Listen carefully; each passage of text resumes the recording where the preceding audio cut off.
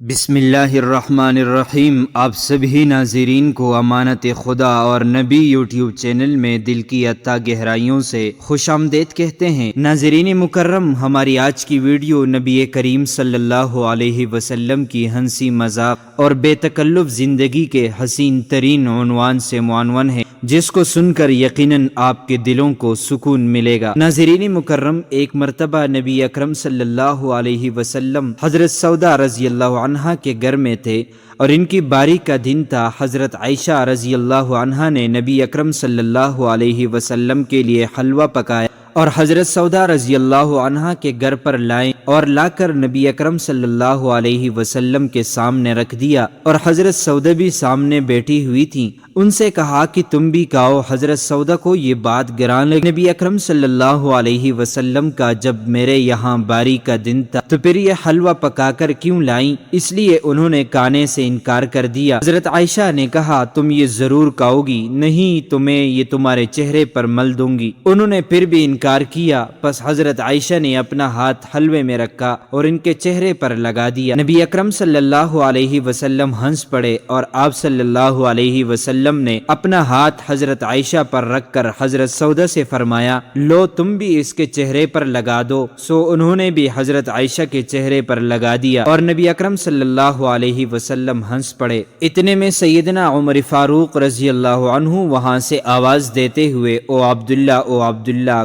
کہہ کے گزرے۔ نبی اکرم صلی اللہ علیہ وسلم کو گمان ہوا کہ وہ ابھی داخل ہونے والے ہیں، اس لیے ان سے فرمایا کہ کھڑی ہو جاؤ اور اپنے چہرے دھو لو۔ بحوالہ مسند ابی اعلیٰ مسند عائشہ۔ اسی طرح حضرت جابر نے بیان کیا کہ میرے والد شہید ہوئے تو انہوں نے 7 یا 9 لڑکیاں چھوڑی تھی، راوی کو تعداد میں شبہ تھا۔ پھر میں نے ایک عورت سے شادی کی تو رسول اللہ صلی اللہ علیہ وسلم نے دریافت فرمایا کہ جابر کیا تم نے شادی کر لی ہے؟ میں نے کہا جی ہاں۔ فرمایا کنواری سے یا بیوہ سے؟ میں نے کہا بیوہ سے۔ فرمایا ہلا جاریتن تلاعبها وتلاعبک او تضاحکها وتضاحکک، یعنی کسی کنواری لڑکی سے کیوں نہ کی، تم اس کے ساتھ کھیلتے اور وہ تمہارے ساتھ کھیلتی، یا آپ صلی اللہ علیہ وسلم نے فرمایا کہ تم اسے ہنساتے اور وہ تمہیں ہنساتی۔ میں نے عرض کیا میرا والد عبداللہ شہید ہوئے اور 7 یا 9 لڑکیاں چھوڑی ہے، اس لیے میں نے پسند نہیں کیا کہ میں ان کے پاس انہی جیسی لڑکی لاؤں، چنانچہ میں نے ایسی عورت سے شادی کی جو ان کی نگرانی کر سکے۔ نبی اکرم صلی اللہ علیہ وسلم نے فرمایا کہ اللہ تمہیں برکت عطا فرمائے۔ بحوالہ صحیح البخاری۔ ناظرین مکرم، نبی اکرم صلی اللہ علیہ وسلم اپنی ازواج کے ساتھ کس طرح بے تکلف انداز کے ساتھ رہتے تھے، اس کا اندازہ اس واقعے سے بھی لگایا جا سکتا ہے جو حضرت عائشہ سے مروی ہے۔ وہ فرماتی ہے کہ میں ایک سفر میں حضور صلی اللہ علیہ وسلم کے ساتھ تھی تو پیدل دوڑ میں حضور صلی اللہ علیہ وسلم کے ساتھ ہمارا مقابلہ ہوا تو میں جیت گئی اور آپ سے آگے نکل گئی۔ اس کے بعد جب موٹاپے سے میرا جسم بھاری ہو گیا تو اس زمانے میں بھی ایک دفعہ ہمارا دوڑ میں مقابلہ ہوا تو آپ صلی اللہ علیہ وسلم جیت گئے۔ اس وقت آپ نے فرمایا یہ تمہاری اس جیت کا جواب ہو گیا۔ بحوالہ سنن ابی داود۔ اسی طرح حضرت صفیہ بنت حیے سے مروی ہے کہ حجۃ الوداع کے موقع پر اپنی ازواج مطہرات کو بھی اپنے ساتھ لے کر گئے تھے۔ ابھی راستے میں ہی تھے کہ دوران سفر حضرت صفیہ کا اونٹ بدک گیا، ان کی سواری سب سے عمدہ تھی، وہ رونے لگی۔ نبی اکرم صلی اللہ علیہ وسلم کو معلوم ہوا تو تشریف لائے تو فجعل يمسح دموعها بيده وجعلت تزداد بكاء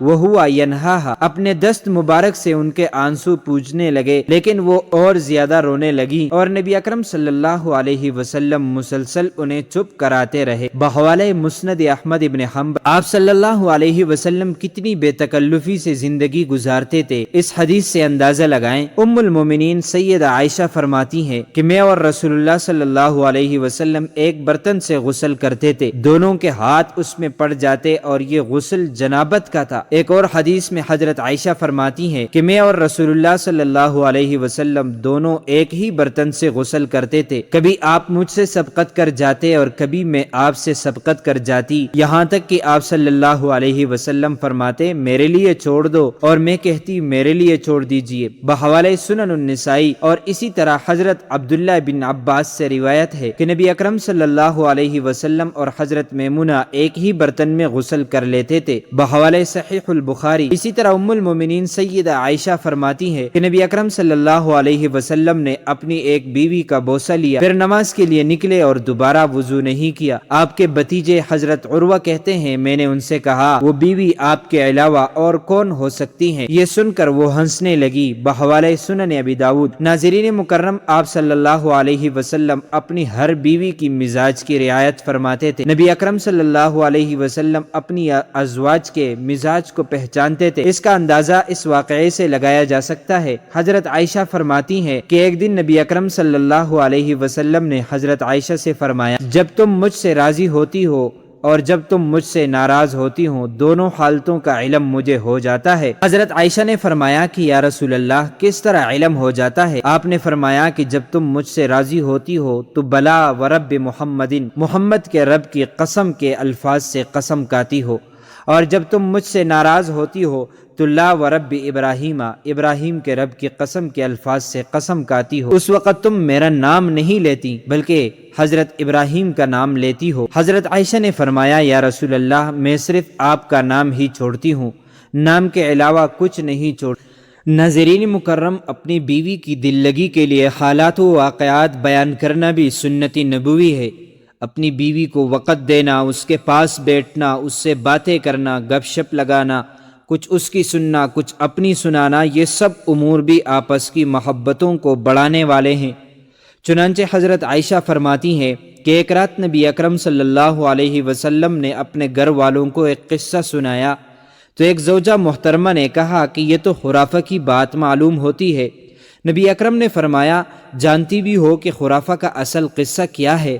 خرافہ بنو عذرہ قبیلے کا آدمی تھا اور جنات اس کو اٹھا کر لے گئے تھے، پھر وہ عرصے تک جنات میں رہا، بعد میں وہ جنات خرافہ کو واپس لوگوں میں چھوڑ گئے، تو خرافہ نے جو عجیب و غریب قصے جنات میں دیکھے تھے وہ لوگوں میں بیان کرتا تھا۔ اس کے بعد سے یہ مشہور ہو گیا کہ جب بھی لوگ عجیب بات دیکھتے تو لوگ کہتے کہ یہ تو خرافہ کا قصہ ہے۔ بحوالہ شمائل محمدیہ للترمذی، صحیح البخاری کی روایت میں ہے کہ ایک بار آپ صلی اللہ علیہ وسلم نے حضرت عائشہ کو 11 عورتوں کا قصہ بیان کیا جنہوں نے آپس میں بیٹھے ہوئے اپنے اپنے شوہروں کے اچھے اور برے اوصاف بیان کیے۔ ان میں سب سے اچھے اوصاف 11ویں عورت نے اپنے شوہر کے بیان کیے۔ اس روایت کے آخر میں ہے کہ نبی اکرم صلی اللہ علیہ وسلم نے حضرت عائشہ سے فرمایا کہ میں تمہارے لیے ایسے ہوں جیسے ابو ذرا ام ذرا کے لیے، یعنی 11ویں عورت کے شوہر کی طرح۔ دیگر روایات میں یہ اضافہ بھی ہے کہ مگر میں تجھے طلاق نہیں دوں گا۔ حضرت ام المومنین عائشہ نے عرض کیا حضرت میرے ماں باپ آپ پر قربان ہوں، ابو ذرا کی کیا حقیقت ہے؟ آپ تو میرے لیے اس سے بہت بڑھ کر ہیں۔ 11ویں عورت نے اپنے شوہر کے اوصاف بیان کرتے ہوئے کہا میرا خاوند ابو ذرا ہے، اس کا تو کیا ہی کہنا، اس نے میرے کان زیوروں سے اور بازو چربی سے بھر دیے ہیں، مجھے خوب کھلا کر اس نے اتنا فربا کر دیا ہے کہ میں خود بھی اپنے آپ کو موٹی تازی اور فربا سمجھنے لگی ہوں۔ شادی سے پہلے میں تھوڑی سی بھیڑ بکریوں میں تنگی اور ترشی سے گزر بسر کرتی تھی، ابو ذرا نے مجھے گھوڑوں، اونٹوں، کھیت کلیاں سب کا مالک بنا دیا ہے۔ اتنی زیادہ جائیداد و دولت ہونے کے باوجود اس کا مزاج اتنا عمدہ ہے کہ بات کہوں تو برا نہیں مانتا، سوئی پڑی ہوں تو صبح تک مجھے کوئی بھی بیدار نہیں کرتا، میں پانی پیوں تو خوب سیراب ہو کر بافراغت پیتی ہوں۔ رہی ابو ذرا کی والدہ میری ساس تو میں اس کی کیا کیا خوبیاں بیان کروں۔ اس کا توشہ مال اسباب سے بھرا ہوا، اس کا گھر بہت ہی کشادہ۔ رہا ابو ذرا کا بیٹا تو وہ بھی کیسا اچھا اور خوبصورت ہے، وہ ننگی تلوار کی طرح حسن و جمال میں چمکدار ہے، اور ایسا کم خوراک کہ بکری کے 4 ماہ کے بچے کی دستی کا گوشت اس کا پیٹ بھر دے۔ رہی ابو ذرا کی بیٹی، اس کے بھی کیا کہنے، وہ اپنے باپ کی پیاری، ماں کی دلاری، تابع دار، فرما بردار، اطاعت گزار، کپڑا بھرپور پہننے والی، فربا اندام، جو اپنی سوتن کے جلن کا باعث بنے۔ رہی ابو ذر کی لونڈی تو اس کے کیا کہنے، ہماری کوئی بات اور راز کبھی افشا نہیں کرتی، کانے نہیں چراتی اور کوڑا کچرا نہیں چھوڑتی۔ مگر ایک دن ایسا ہوا کہ لوگ مکھن نکالنے کا دودھ مل رہے تھے کہ صبح یکدم ابو ذر گھر سے باہر گیا۔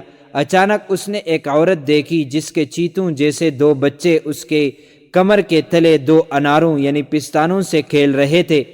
ابو ذر نے مجھے طلاق دے کر اس سے نکاح کر لیا۔ اس کے بعد میں نے ایک اور شرافت کے پیکر سردار سے نکاح کیا جو گھڑ سواری کا ماہر، عمدہ نیزہ باز، تلوار کا دھنی ہے۔ اس نے بھی مجھے بہت سے جانور، گھوڑے، اونٹ اور بکریاں دے رکھی ہیں اور ہر قسم کے مال اور اسباب میں سے ایک ایک جوڑا دیا ہوا ہے۔ سے کہا کرتا ہے کہ ام ذرا خوب کھا پی، اپنے عزیز و اقارب کو بھی خوب کھلا پلا، تیرے لیے عام اجازت ہے۔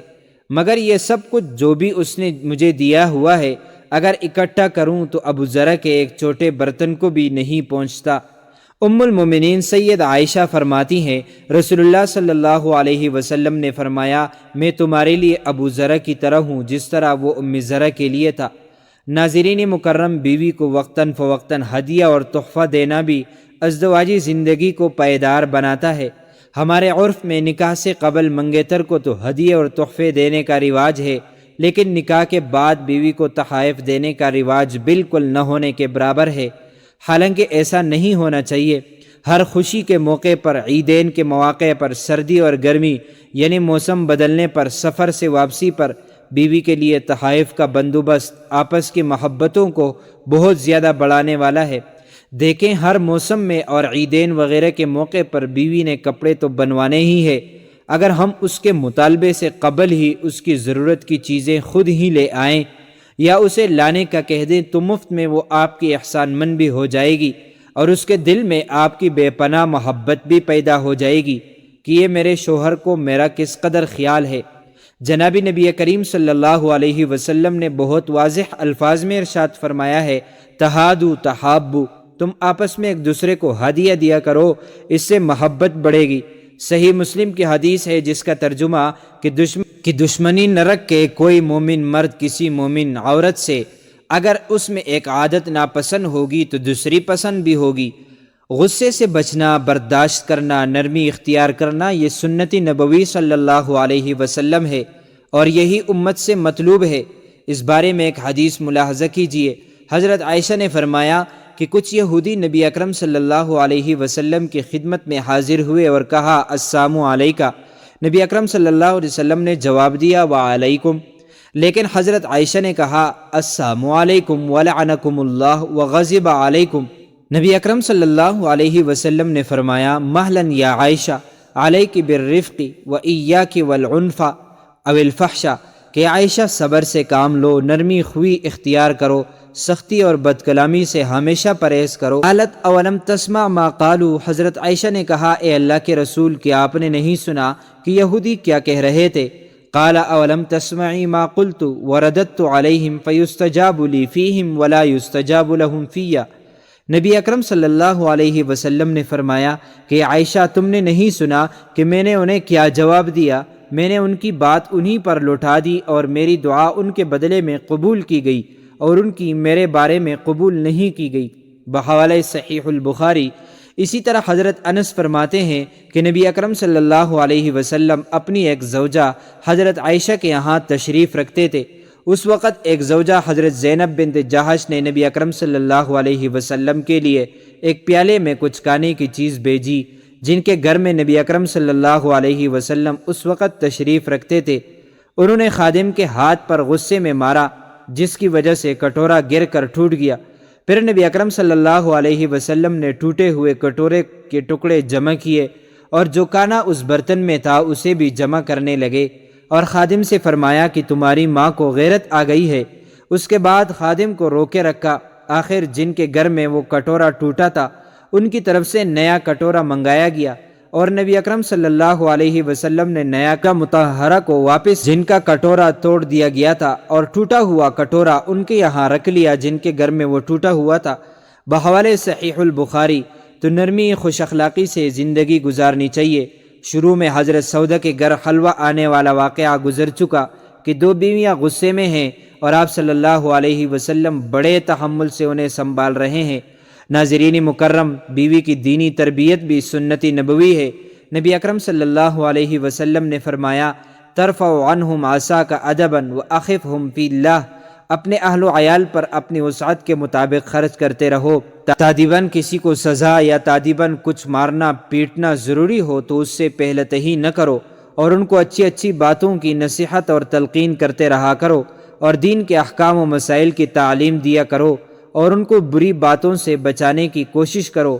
حضرت ابو سعید خدری فرماتے ہیں، ایک عورت رسول اللہ صلی اللہ علیہ وسلم کی خدمت میں حاضر ہوئی، ہم بھی آپ کے پاس موجود تھے۔ کہنے لگی، اے اللہ کے رسول، میرے شوہر صفوان بن معطل جب میں نماز پڑھتی ہوں تو مجھے مارتے ہیں، اور روزہ رکھتی ہوں تو روزہ توڑوا دیتے ہیں، اور فجر کی نماز سورج نکلنے سے پہلے نہیں پڑھتے۔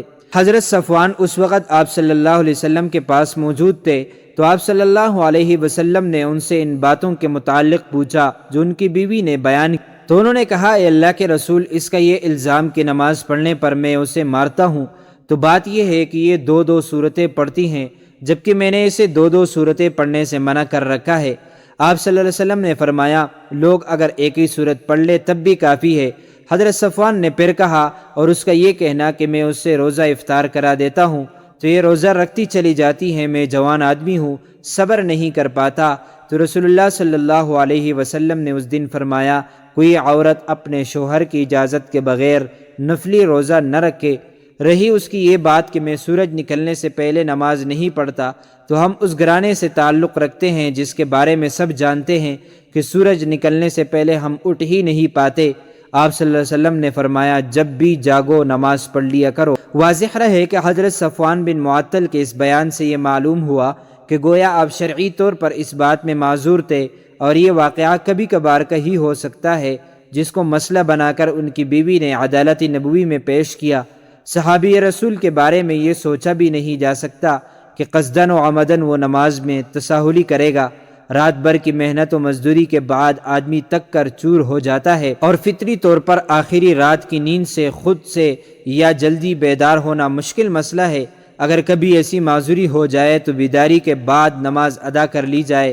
ایک بات یہ بھی سامنے رہے کہ حضرت صفوان اور ان کے خاندان کے لوگ گہری نیند اور تاخیر سے اٹھنے کی عادت میں مشہور تھے، جیسا کہ زیر بحث حدیث میں صراحت ہے، ضرورت سے زیادہ مہنگے اور فیشنی لباسوں کی نفرت دل میں بٹھانے کی کوشش کریں۔ روزانہ گھر میں اعمال کے فضائل پر مشتمل حدیثی مجموعے، مثلا فضائل اعمال، فضائل صدقات کی تعلیم کروانے کی ترتیب بنائی جائے، وقتاً فوقتاً اپنی بیوی سے ہی پڑھوایا جائے۔ اس طرح اس تعلیمی حلقے میں سیرت اور مسائل کی ضروری تعلیم بھی ہو۔ اللہ تعالی ہم سب آپ علیہ السلام کی سنت مبارکہ کے مطابق زندگی گزارنے کی توفیق عطا فرمائے، آمین۔ معزز ناظرین و سامعین، یہ تھی ہماری آج کی ویڈیو۔ ہم پر امید ہے کہ آپ کو ہماری آج والی ویڈیو پسند آئی ہوگی۔ اس طرح کی مزید اسلامی معلومات کے لیے امانت خدا اور نبی یوٹیوب چینل کو سبسکرائب کیجیے۔ اگر زندگی کے لمحات مزید باقی رہے تو آپ کے لیے ایک اور بہترین ویڈیو بطور تحفہ اللہ تعالیٰ کی رضا کے خاطر پیش کروں گا۔ تب تک کے لیے مجھے دیجیے اجازت۔ اللہ تعالیٰ ہمیں رمضان کے صدقے معاف فرمائے، آمین۔